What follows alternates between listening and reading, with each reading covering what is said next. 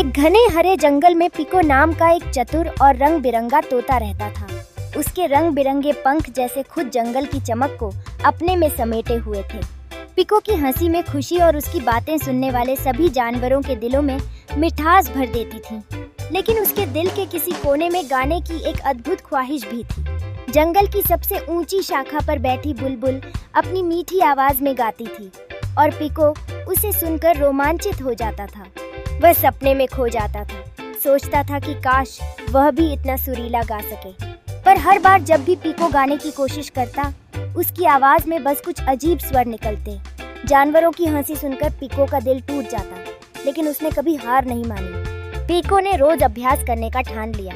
वह बुलबुल को गौर से देखता और उसकी गाने की विधि का अध्ययन करता। उसने अपने मन में ठान लिया कि वो एक दिन अपने गाने से जंगल को मंत्रमुग्ध कर देगा। उसने न केवल अपने प्रयासों को जारी रखा, बल्कि अपने व्यक्तित्व को भी निखारना शुरू किया। एक दिन जंगल में एक जोरदार तूफान आया।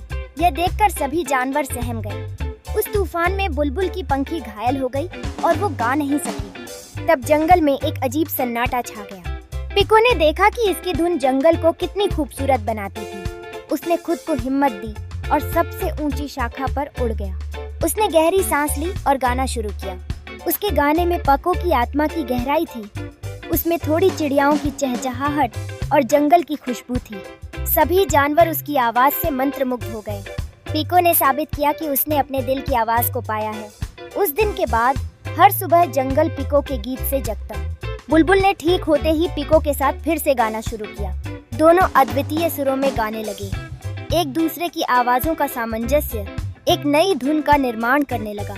उनकी जोड़ी ने यह सिखाया कि दूसरे जैसा बनने की जरूरत नहीं, हमारी अपनी आवाज भी इसे खास बना सकती है।